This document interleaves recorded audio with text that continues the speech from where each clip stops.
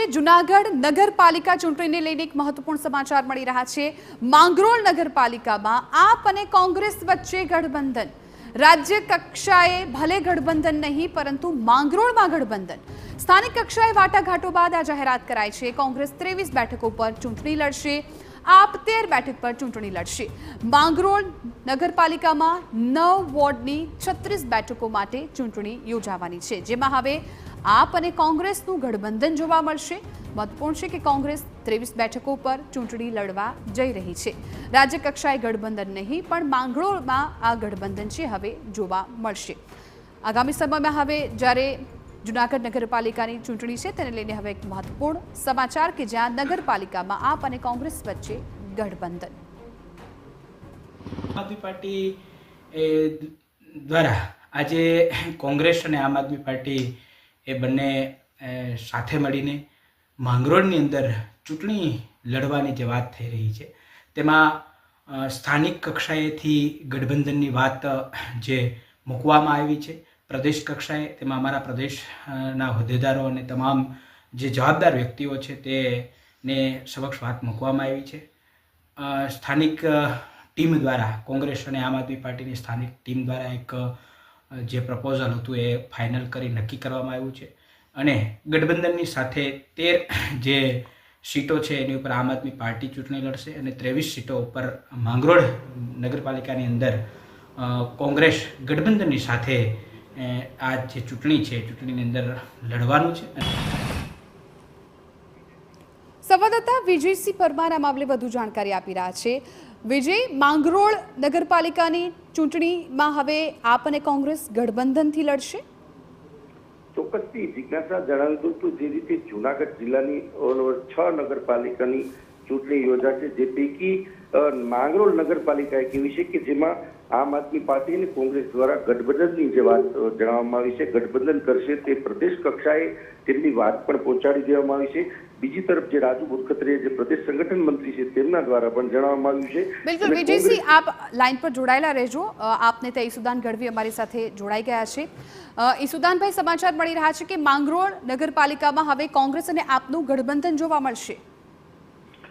હા બિલકુલ, જે રીતે જો પ્રદેશ લેવલે તમામ નગરપાલિકાઓમાં ક્યાંક અડચણો આવી રહી હતી સીટ વહેંચણીને લઈને પણ, અને સાથે સાથે અમે આમ આદમી પાર્ટીના નેતૃત્વ, પ્રદેશ નેતૃત્વએ સ્થાનિક નેતૃત્વને એમ્પાવર્ડ કર્યું હતું કે તમે જે પણ પ્રપોઝલ લાવશો એ તમામ નગરપાલિકાઓમાં સીટોને લઈને કઈ રીતે કોણ ક્યાં લડે, કેટલી સીટો ઉપર લડવે, એ જો તમારી પ્રપોઝલ અમને મળશે તો સ્વાભાવિક છે કે ભાજપ છે એ વર્ષોથી તાનાશાહી રાવણ જેવું સરકાર ચલાવી રહી છે। નગરપાલિકાઓમાં બિલ ભરવાના રૂપિયા રહેવા નથી દીધા, લોકોને હજી પણ પાણી માટે કે ગટરની વ્યવસ્થાઓ માટે વલખા મારવા પડે છે। તો અમે નક્કી કર્યું હતું કે ભાઈ જ્યાં પણ યોગ્ય લાગે ત્યાં તમે ઇન્ટરનલ સ્થાનિક લેવલે ગઠબંધન કરીને પ્રપોઝલ મોકલજો। તો માંગરોળની પ્રપોઝલ જે મારી પાસે આવી હતી એને અમે એગ્રી કરી છે કે ભાઈ જે સ્થાનિક નેતૃત્વએ આમ આદમી પાર્ટીના નેતૃત્વએ કોંગ્રેસના નેતૃત્વ સાથે મળીને જે પ્રપોઝલ આપી છે એ પ્રપોઝલ અમે એગ્રી કરી છે। અને બીજી નગરપાલિકાઓમાં પણ જો પ્રપોઝલો આવી રીતે આવશે ઇન્ટરનલ તો એમાં એ ગઠબંધનમાં આગળ ચૂંટણીઓ લડવામાં આવશે। એટલે ઈસુદાનભાઈ, સવાલ એ જ હતો કે કયા મુદ્દાને આધારે તમે અહીંયા માંગરોળમાં ગઠબંધન કર્યું છે, અને તમે વાત કરી કે જો એવી રીતે પ્રપોઝલ આવશે તો આ બીજી પણ પાલિકામાં ગઠબંધન થઈ શકે, તો એ કોઈ પર્ટિક્યુલર તમારી પાસે નામ છે કોઈ કે જેની શક્યતા રહેલી હોય?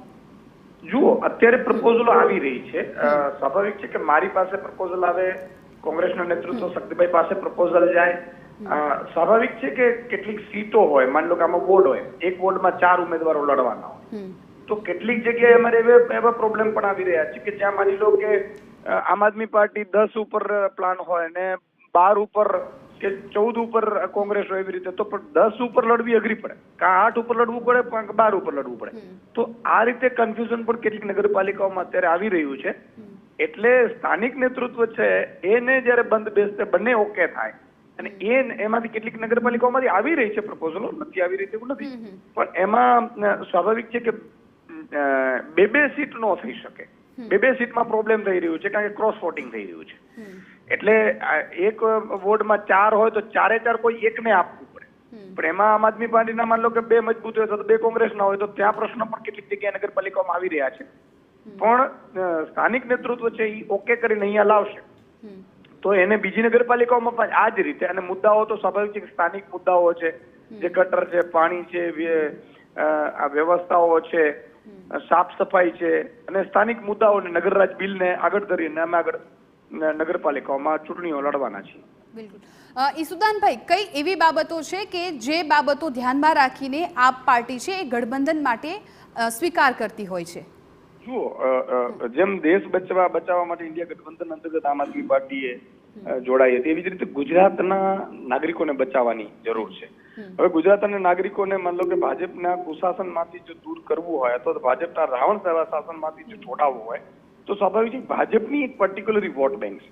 ભાજપ પાસે સંગઠન, રૂપિયા, તાકાત આ બધું છે ને કેટલીક નગરપાલિકાઓમાં એટલા બધા ભ્રષ્ટાચાર ભાજપ વડાએ કર્યા છે કે જેમાં લાઇટ બિલ ભરવાના રૂપિયા નથી પણ ભાજપ વાળા મજબૂત છે. તો એની સામે એના જનતાને છોડાવવા માટે માન લો કેટલીક જગ્યાએ આમ આદમી પાર્ટી અને કોંગ્રેસના મતોનું વિભાજન થઈ રહ્યું છે. તો જે વિભાજન થઈ રહ્યું છે તો સ્વાભાવિક છે કે ફરીથી એ જ ભાજપ નથી એટલે ત્યાં તો ઓછા મતે પણ જીતી જાય એમ છે. એટલે અમે કેટલીક જગ્યા ઉપર ગઠબંધનનું પ્લાનિંગ કર્યું છે અને મુદ્દાઓ એ જ છે કે ભાઈ ભાજપને તમે વર્ષોથી નગરપાલિકાઓ આપી છે, એને લાઇટ બિલ ભરવાના રૂપિયા નથી રહેવા દીધા, એને હજી પણ સ્થાનિક મુદ્દાઓ છે એ ઠેરના ઠેર છે.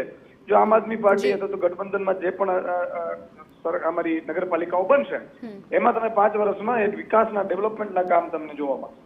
બિલકુલ બિલકુલ. ઈસુદાનભાઈ, આભાર અમારી સાથે વાતચીત કરવા બદલ. તો માંગરોળમાં કોંગ્રેસ સાથે ગઠબંધન કર્યાની વાત ઈસુદાન ગઢવી કરી રહ્યા છે. સાથે સાથે તેમણે કહ્યું કે આગામી દિવસોમાં પણ અન્ય પાલિકામાં પણ ગઠબંધનની તેઓ વિચારણા કરી શકે છે.